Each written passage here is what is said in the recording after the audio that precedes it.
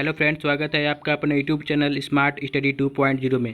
Friends, इस video में हम लोग जो है जनरल साइंस के मोस्ट इंपॉर्टेंट क्वेश्चन को देखने वाले हैं, जो कि आने वाले exam railway, NTPC, group D, SSC, police, BEd के लिए बहुत ही महत्वपूर्ण है। तो चलिए चलते हैं इसमें पहले क्वेश्चन पे।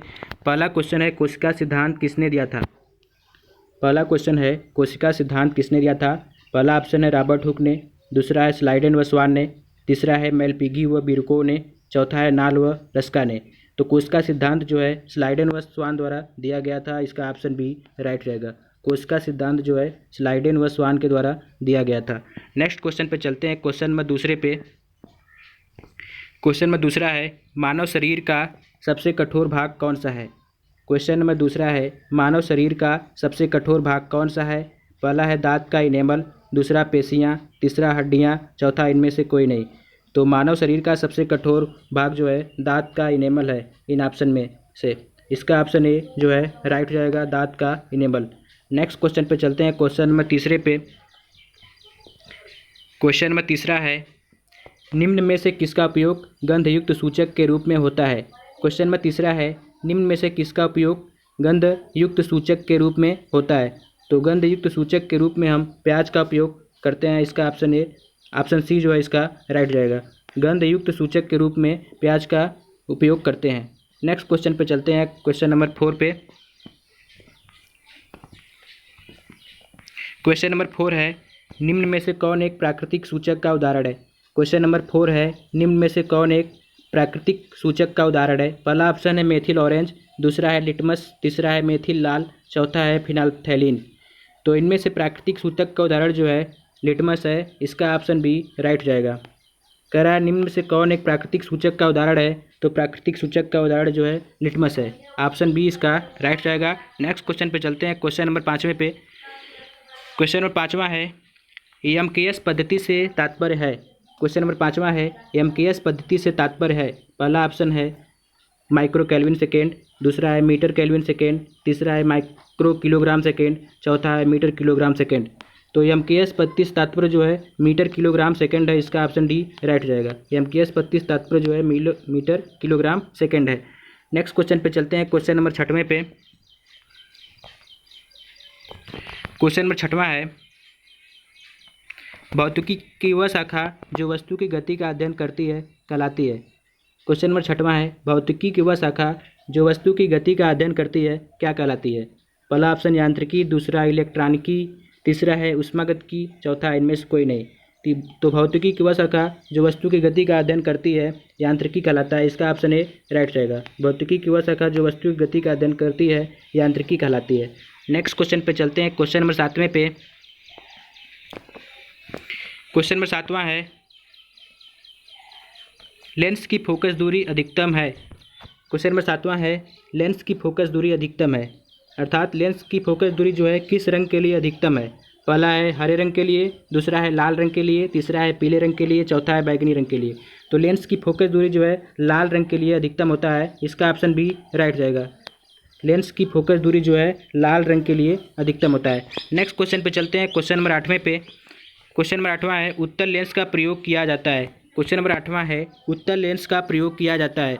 तो उत्तल लेंस का प्रयोग जो है हम इन तीनों में करते हैं। पहला ऑप्शन है मानव नेत्र में उत्पन्न दृष्टि दोष को दूर करने में, दूसरा है दूरदर्शी में, तीसरा है सूक्ष्मदर्शी में। इसका ऑप्शन डी है जो है राइट जाएगा उपयुक्त सभी में, ऑप्शन डी इसका राइट जाएगा। पहला ऑप्शन है मानव नेत्र में उत्पन्न दृष्टि दोष को दूर करने में, दूसरा है दूरदर्शी में, तीसरा है सूक्ष्मदर्शी में। नेक्स्ट पे चलते हैं। क्वेश्चन नंबर 9 पे।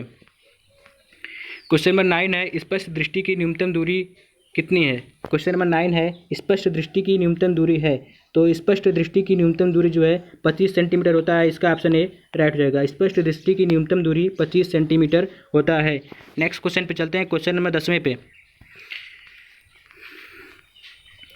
क्वेश्चन नंबर 10वां है, मनुष्य के स्वस्थ नेत्र में प्रतिबिंब बनता है। क्वेश्चन नंबर 10वां है, मनुष्य के स्वस्थ नेत्र में प्रतिबिंब बनता है।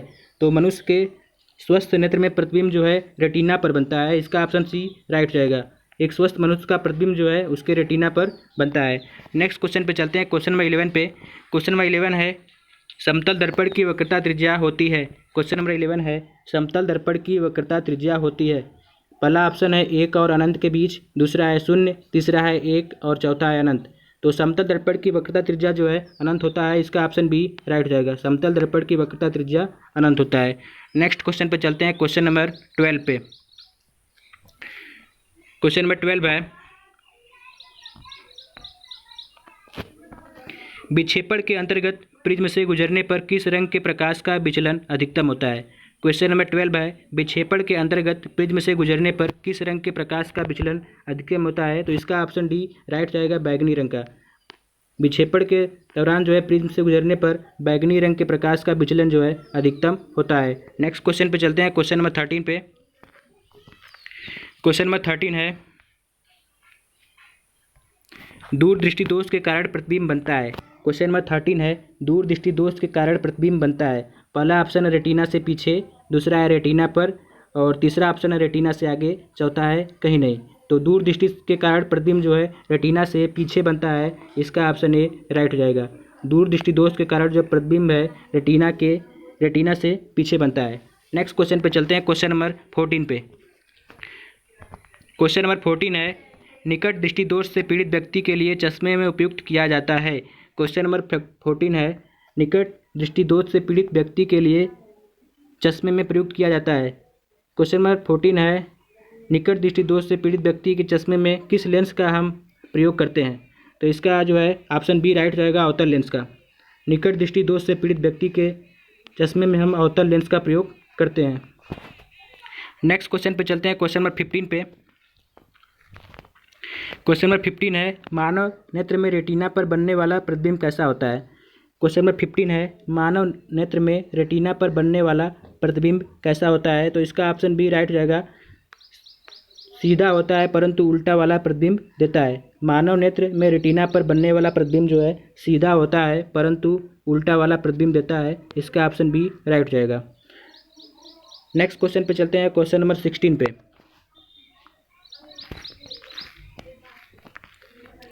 क्वेश्चन नंबर 16 है, नेत्र लेंस होता है।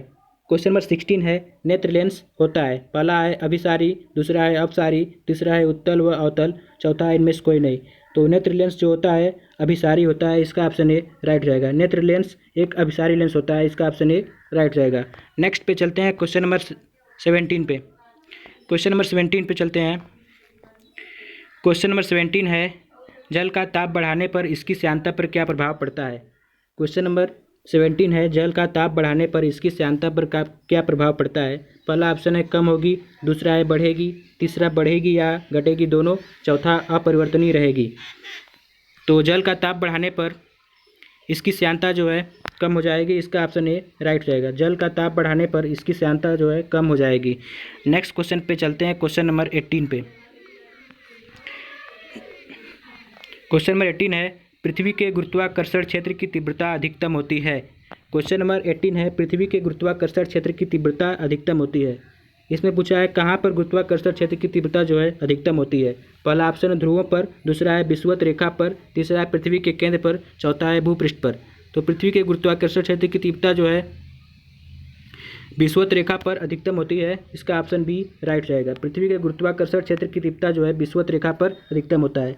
नेक्स्ट क्वेश्चन पे चलते हैं, क्वेश्चन नंबर 19 पे। क्वेश्चन नंबर 19 है, गुरुत्वाकर्षण की परिभाषा किसने दी थी। क्वेश्चन नंबर 19 है, गुरुत्वाकर्षण की परिभाषा किसने दिया था। तो गुरुत्वाकर्षण की परिभाषा जो है न्यूटन द्वारा दिया गया था, इसका ऑप्शन बी राइट रहेगा। गुरुत्वाकर्षण की परिभाषा जो है न्यूटन द्वारा दिया गया था। नेक्स्ट क्वेश्चन पे चलते हैं, क्वेश्चन नंबर 20 पे। क्वेश्चन नंबर 20 है, क्रिया प्रतिक्रिया का नियम है। क्वेश्चन नंबर 20 है, क्रिया प्रतिक्रिया का नियम है। पहला है न्यूटन का प्रथम नियम, दूसरा है न्यूटन का द्वितीय नियम, तीसरा है न्यूटन का तृतीय नियम, चौथा इनमें से कोई नहीं।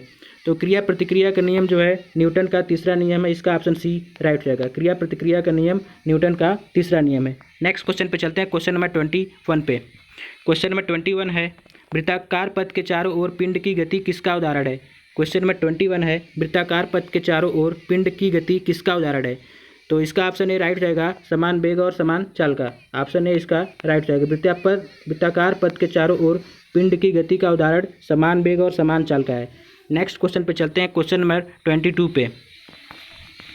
क्वेश्चन नंबर 22 है, किसी वस्तु के ऋणात्मक त्वरण को कहते हैं। क्वेश्चन नंबर 22 है, किसी वस्तु के ऋणात्मक त्वरण को कहते हैं। तो किसी वस्तु के ऋणात्मक त्वरण को मंदन कहा जाता है, इसका ऑप्शन बी राइट जाएगा। किसी वस्तु के ऋणात्मक त्वरण को मंदन कहा जाता है। नेक्स्ट क्वेश्चन पे चलते हैं, क्वेश्चन नंबर 23 पे। क्वेश्चन नंबर 23 है, सूर्य की ऊष्मा पृथ्वी पर निम्नलिखित में से किस प्रकार के माध्यम से आती है। क्वेश्चन नंबर 23 है, सूर्य की ऊष्मा पृथ्वी पर निम्नलिखित में से किस प्रकार के माध्यम से आती है। पहला ऑप्शन है संवहन, दूसरा है ताप विनिमय, तीसरा है संलयन, चौथा है विकिरण। तो इसका जो है राइट आंसर हो जाएगा ऑप्शन डी विकिरण। विकिरण के माध्यम से जो है सूर्य की ऊर्जा ऊष्मा जो है पृथ्वी पर आती है। ऑप्शन डी इसका राइट रहेगा विकिरण। नेक्स्ट पे चलते हैं क्वेश्चन नंबर 24 पे। क्वेश्चन नंबर 24 है, दाब बढ़ाने से किसी द्रव का क्वथनांक पर क्या प्रभाव पड़ेगा। क्वेश्चन नंबर 24 है, दाब बढ़ाने पर किसी द्रव का क्वथनांक। पहला ऑप्शन है बढ़ेगा, दूसरा है घटेगा, तीसरा अपरिवर्तित रहेगा, चौथा है कभी घटेगा कभी बढ़ेगा। तो दाब बढ़ाने से किसी द्रव का क्वथनांक जो है बढ़ जाएगा, इसका ऑप्शन ए राइट रहेगा। दाब बढ़ाने से किसी द्रव का क्वथनांक जो है बढ़ जाता है। नेक्स्ट क्वेश्चन पे चलते हैं, क्वेश्चन नंबर 25 पे। क्वेश्चन नंबर 25 है, अपद्रव्यों को मिलाने से गलनांक पर क्या प्रभाव पड़ता है। क्वेश्चन नंबर 25 है, अपद्रव्यों को मिलाने से गलनांक पर क्या प्रभाव पड़ता है। पहला ऑप्शन है बढ़ेगा, दूसरा घटेगा, तीसरा कभी घटेगा कभी बढ़ेगा, चौथा अपरिवर्तित रहेगा।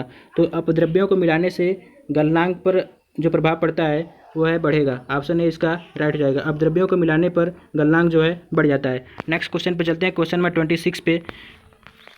क्वेश्चन नंबर 26 है, एसी को डीसी में रूपांतरित करने के लिए उपयुक्त साधन को कहते हैं। क्वेश्चन नंबर 26 है, एसी को डीसी में रूपांतरित करने के लिए प्रयुक्त साधन को कहते हैं।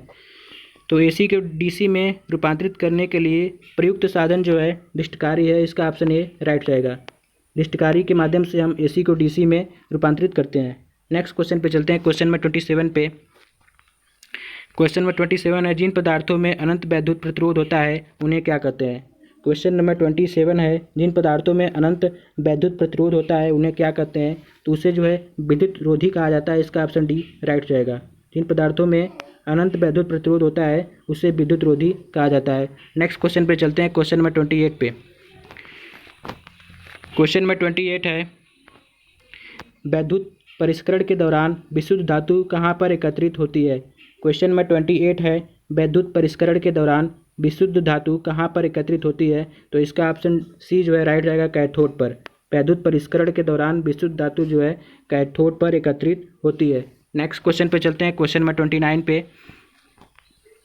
क्वेश्चन नंबर 29 है, नाट गेट किसके द्वारा क्रियान्वित किया जा सकता है। क्वेश्चन नंबर 29 है, नाट गेट किसके द्वारा क्रियान्वित किया जा सकता है। तो नाट गेट जो है एकल ट्रांजिस्टर द्वारा क्रियान्वित किया जा सकता है, इसका ऑप्शन सी राइट रहेगा। नाट गेट जो है एकल ट्रांजिस्टर द्वारा क्रियान्वित किया जा सकता है। नेक्स्ट पे चलते हैं, क्वेश्चन नंबर 30 पे। क्वेश्चन नंबर 30 है, बैटरी के प्रचालन का मूल सिद्धांत है।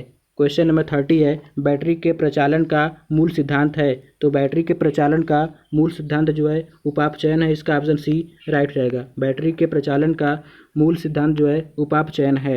नेक्स्ट क्वेश्चन पे चलते हैं, क्वेश्चन नंबर 31 पे। क्वेश्चन नंबर 31 है, निम्नलिखित में से कौन सा सर्वोत्तम विद्युत चालक है। क्वेश्चन नंबर 31 है, निम्नलिखित में से कौन सा सर्वोत्तम विद्युत चालक है। तो इनमें से चारों ऑप्शनों में सर्वाधिक विद्युत का चालक जो है ऑप्शन सी है चांदी, इसका ऑप्शन सी राइट रहेगा चांदी। सर्वोत्तम विद्युत का चालक जो है चांदी है, कापर। नेक्स्ट पे चलते हैं, क्वेश्चन नंबर 32 पे। क्वेश्चन नंबर 32 है, अतिचालक वह चालक है जिसका क्या शून्य होता है। क्वेश्चन नंबर 32 है, अतिचालक वह चालक है जिसका क्या शून्य होता है। पहला है करेंट, दूसरा है विभव, तीसरा है प्रेरकत्व, चौथा है प्रतिरोध। तो अतिचालक वह चालक है जिसका जो प्रतिरोध शून्य होता है, इसका ऑप्शन डी राइट रहेगा। अतिचालक वह चालक है जिसका प्रतिरोध शून्य होता है। नेक्स्ट क्वेश्चन पे चलते हैं, क्वेश्चन नंबर 33 पे। क्वेश्चन नंबर 33 है, धारावाहक तार कैसा होता है। क्वेश्चन नंबर 33 है, धारावाहक तार कैसा होता है। तो धारावाहक तार जो है न्यूट्रल होता है, इसका ऑप्शन डी राइट रहेगा। धारावाहक तार जो है न्यूट्रल होता है। नेक्स्ट क्वेश्चन पे चलते हैं, क्वेश्चन नंबर 34 पे। क्वेश्चन नंबर 34 है, क्वेश्चन नंबर 34 है, गैल्वेनोमीटर के द्वारा पता लगाया जाता है। क्वेश्चन नंबर 34 है, गैल्वेनोमीटर के द्वारा पता लगाया जाता है। पहला ऑप्शन है ऊर्जा का, दूसरा प्रतिरोध का, तीसरा ताप का, और चौथा है धारा का। तो गैल्वेनोमीटर के द्वारा जो है हम धारा का पता लगाते हैं, इसका ऑप्शन डी राइट रहेगा। गैल्वेनोमीटर के द्वारा धारा का पता लगाते हैं। नेक्स्ट क्वेश्चन पे चलते हैं, क्वेश्चन नंबर 35 पे। क्वेश्चन नंबर 35 है, शुष्क सेल का एनोड किससे बना होता है। लास्ट क्वेश्चन है 35, शुष्क सेल का एनोड किससे बना होता है। तो शुष्क सेल का एनोड जो है ग्रेफाइट का बना होता है, इसका ऑप्शन बी राइट रहेगा। शुष्क सेल का एनोड ग्रेफाइट का बना होता है। तो फ्रेंड्स, इस वीडियो में हम लोग जो है जनरल साइंस के मोस्ट इंपॉर्टेंट क्वेश्चंस को देखें, जो कि आने वाले एग्जाम के लिए बहुत ही महत्वपूर्ण है। तो फ्रेंड्स, आप लोग चैनल को लाइक शेयर सब्सक्राइब जरूर करें। धन्यवाद।